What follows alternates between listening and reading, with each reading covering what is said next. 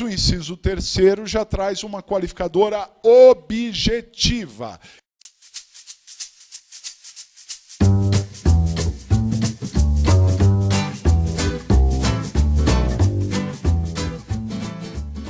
Que é essa daqui, ó. O homicídio praticado com emprego de veneno, fogo explosivo, asfixia, tortura ou outro meio insidioso ou cruel, ou que possa resultar de perigo comum. Então aqui, pessoal, é o que se comumente fala, meio cruel. Ah, tem a qualificadora do meio cruel. Claro que isso é uma simplificação do inciso terceiro, né?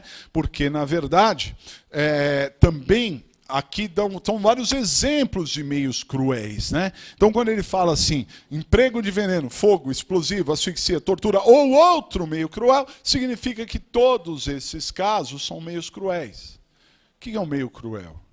É fazer a vítima sofrer para morrer. Sofrer para morrer. Não basta a pessoa morrer, ela tem que sofrer para morrer, né? Então essa morte sofrida é por meio cruel. Às vezes a pessoa leva um tiro e não sabe nem de onde que veio o tiro. Morre na hora, instantaneamente. Então ela não teve um sofrimento para morrer. Outras vezes a pessoa passa por agonia no momento da morte. Eu não sei, é um filme antigo, mas certamente alguns senhores assistiram A Espera de um Milagre. Quem assistiu A Espera de um Milagre, lembra? É do Tom Hanks, né? Tom Hanks e tal. Quem não assistiu, deveria assistir A Espera de um Milagre. É um belo filme que trata do corredor da morte, né? Então, a convivência dos carcereiros com os presos que estão aguardando no corredor da morte ali a hora da sua execução, né? Por isso, A Espera de um Milagre. E nesse filme há um caso específico, né? Que eu posso contar, porque não é spoiler, o filme já tem mais de 20 anos, né? Então eu posso contar à vontade. Mas há uma cena em que tem um carcereiro lá, que mais que carcereiro, é um carrasco também, né? Aquele que executa, e que ele não se dá bem com um preso. O preso, de alguma maneira, o humilha ou alguma coisa lá.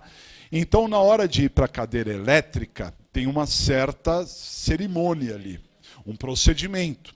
E um dos procedimentos é molhar uma esponja em água, uma esponja. Pega a esponja, molha na água, coloca na cabeça do sujeito, para que ele sente na cadeira elétrica, receba uma descarga elétrica e imediatamente morra, porque aquela água, aquela esponja, faz com que ele tenha um colapso ali e morra instantaneamente.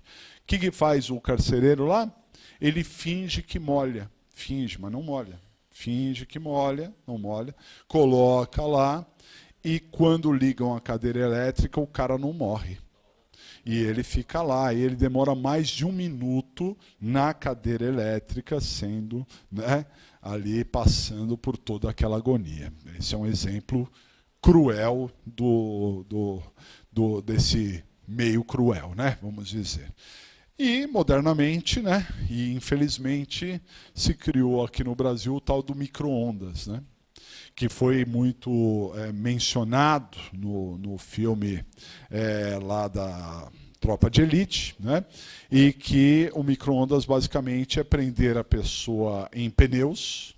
Então põe vários pneus na pessoa, a pessoa não consegue ter nenhum tipo de atitude ali, está preso no pneu e taca fogo, e ele fica cozinhando naquele fogo ali o tempo todo, né?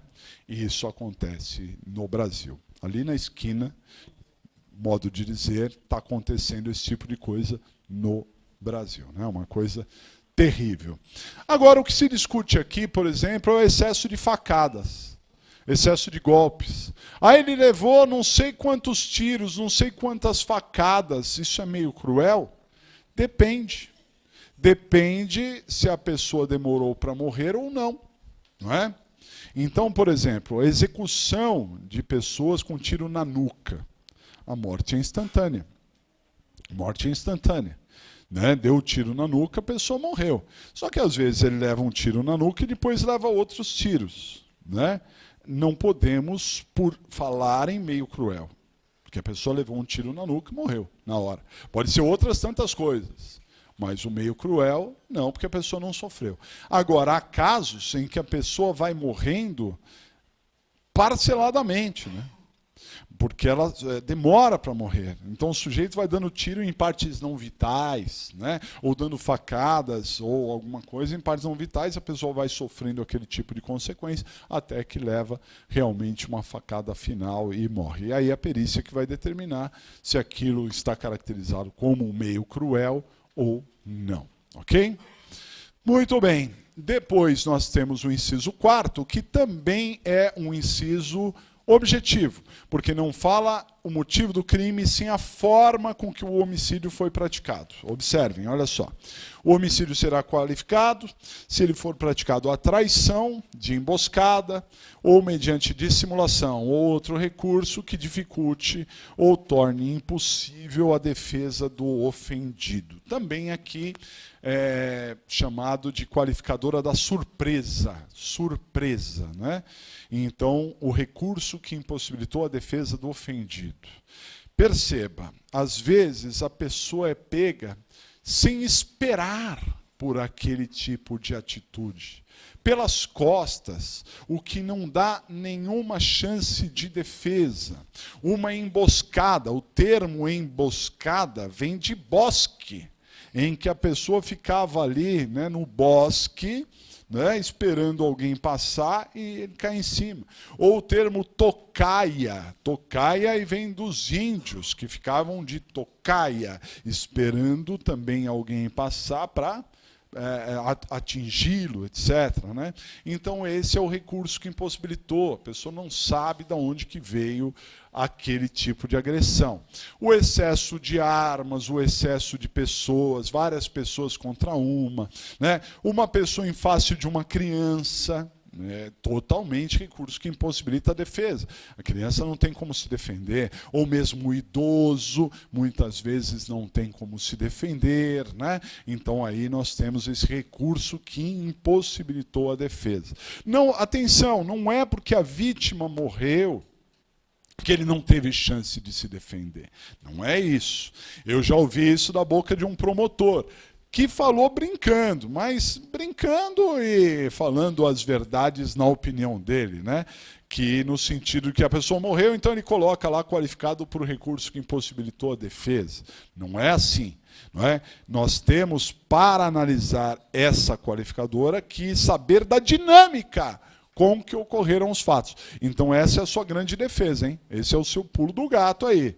Prestem atenção nisso. Se o promotor colocou como recurso que impossibilitou a defesa, mas não se sabe exatamente como o crime foi praticado, não significa que houve recurso que impossibilitou a defesa. Ah, professor, mas teve tiro nas costas. Depende também.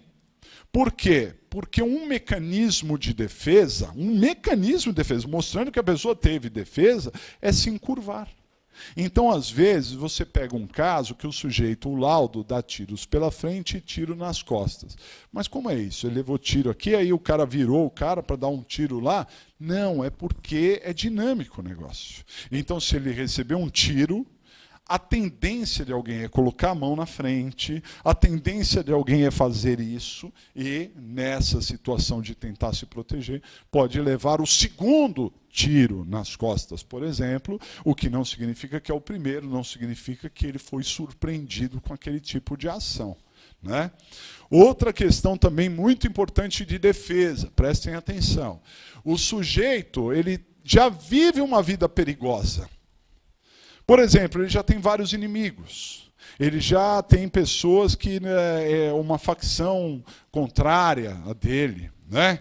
O cara sai com a mulherada casada, sempre, né? num risco, num limite. Então, essa pessoa que vive uma vida de risco tem que esperar por algum tipo de reação. Então ele não pode dizer, um marido ciumento me matou, e eu, né, isso ele falando lá do outro lado. Ele me matou, eu nem imaginava isso. Como não imaginava? Ficou saindo aí com a mulherada casada e acha que isso, um dia a casa pode cair. Não é? Então a pessoa tem que esperar algum tipo de reação. Talvez aí tire o recurso que impossibilitou a defesa do ofendido, ok? Muito bem, e para finalizar essa primeira parte, que a gente vai depois para o intervalo, o inciso 5º trata de uma qualificadora subjetiva, porque é motivo aqui, ó, para assegurar a execução, a ocultação ou impunidade ou vantagem de outro crime. Esse é o comumente falado de conexão. A qualificadora da conexão. É assim que se utiliza no jargão forense. A qualificadora da conexão. Por quê? Porque é um crime ligado a outro crime. Já ouviram falar de queima de arquivo? Então o sujeito sabia demais, o sujeito era testemunha, o sujeito era isso e aquilo, mataram a testemunha. Então qual foi o motivo do crime? Ocultar outro crime. Assegurar a impunidade de outro crime. Não é? Então isso ocorre muito, inclusive entre comparsas. Entre comparsas. O sujeito, né, tal, um quer abrir o bico, não sei o quê, aí o outro vai lá e mata, né, para ocultar outro crime. Essas 5 qualificadoras sempre existiram no Código Penal, tanto é, uma observação importante, tanto é que essas qualificadoras aqui que eu mostrei também são agravantes. Também são agravantes genéricas. Como assim, professor? No caso do homicídio, elas são qualificadoras, porque elas estão no parágrafo 2º do artigo 121 e elas servem como qualificadoras. Mas para os crimes em geral, para outros crimes, outros quaisquer crimes, isso tudo está listado lá no artigo 61, né, do Código Penal como agravantes genéricas, né? E isso o Código Penal pensou nelas desde sempre, como qualificadoras ou como agravantes.